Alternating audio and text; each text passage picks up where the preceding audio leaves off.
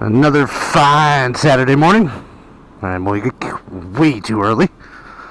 I hope everybody's doing fine. Oh, it's foggy. Oh, Lord.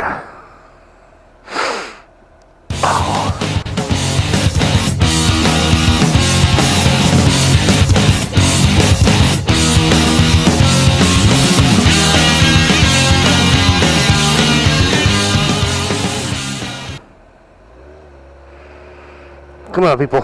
I'm gonna be late. Kinda like always.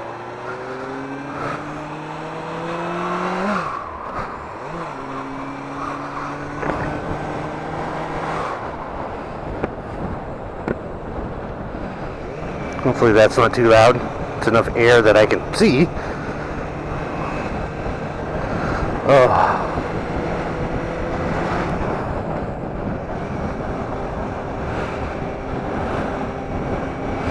You know, I watch a lot of YouTube. Not only do I post, but I watch. Like, that's one of the reasons why I started posting.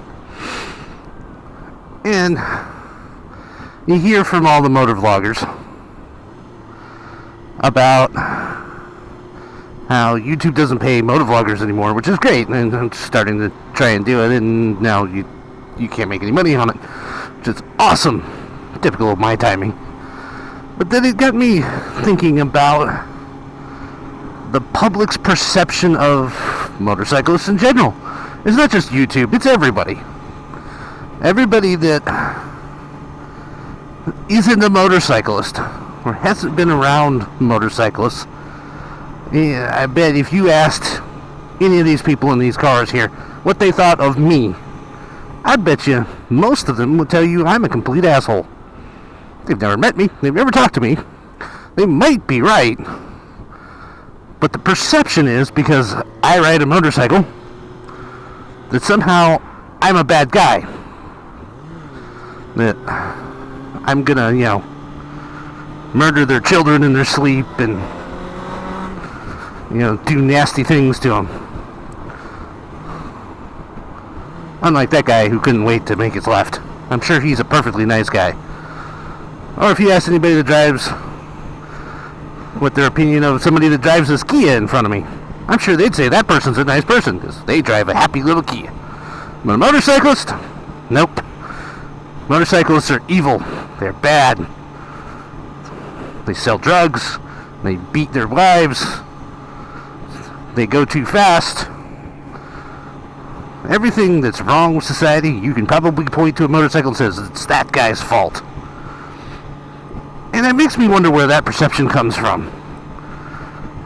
And then I realized that there are certain large motorcycle brands that's the perception they sell. That's what they want you to believe. They've hooked on to that bad boy lifestyle and said, come be a bad boy. Excuse me.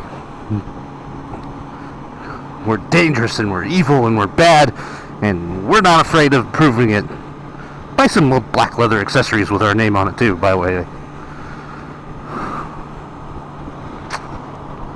But that perception comes from biker gangs, which is hilarious because most biker gangs don't ride sport bikes. There are some, don't get me wrong, there are some clubs, but the evil, bad biker gangs don't ride sport bikes for the most part. They ride that one brand's motorcycle that pushes that perception as a marketing tool. Come be a bad boy. And it makes me wonder, well, what about the rest of us? You know why I started riding motorcycles? I mean, other than the freedom and the fun and the fact that it was something other than sitting in a cage. The real biggest reason, I get 40 miles to the gallon. When I started riding motorcycles was back in 2002. That was a long time ago. And I'd been raised on old cars. And I had two. I had an old Dodge truck. Actually, I had more than two at the time. They've got 10. That's not bad gas mileage, especially for an old Dodge truck. And I had big Plymouth Fury with a big block and loud dual exhaust.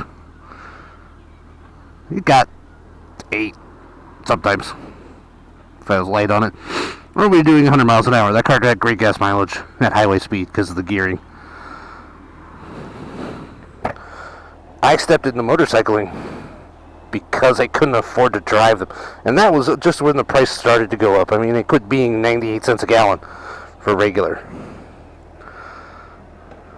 And I stepped in my first bike, my little beginner bike. And if you remember, this is 2002. I was a good deal lighter back then. It was a little 500cc Thumper. Brought to you by a subsidiary of that company that sells, leather goods. It got 40 miles to the gallon with the jet kit and the exhaust and my fat butt on it. So I stepped from 8 miles to the gallon for my daily driver to 40. But I'm a bad guy because I ride a motorcycle. Never quite could figure that out.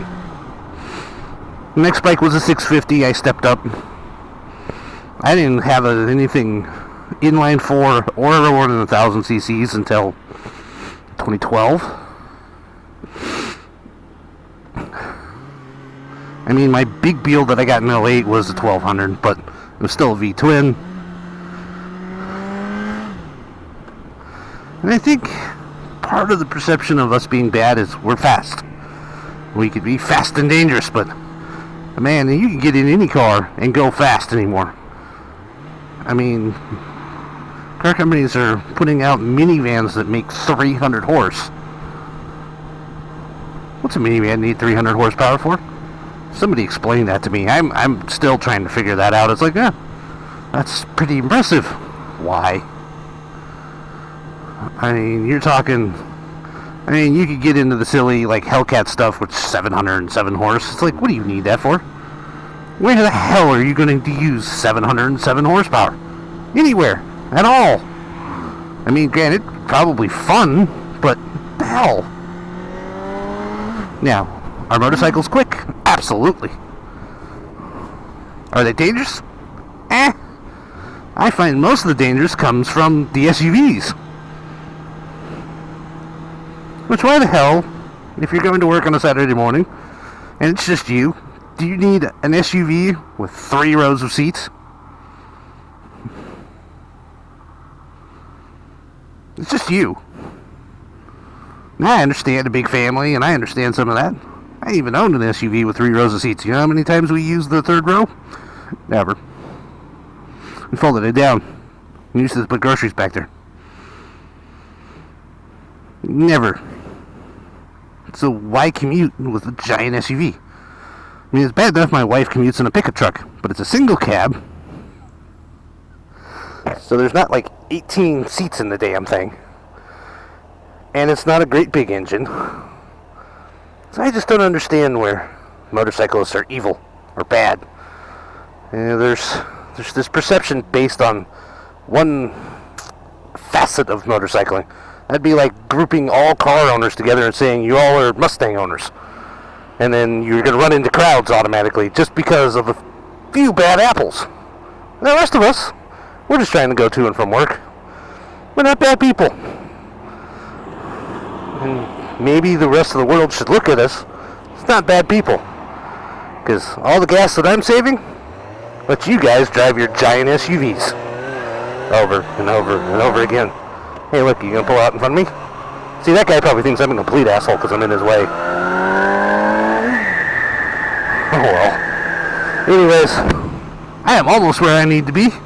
I hope you all have wonderful, wonderful days, and I'll see you on the next one.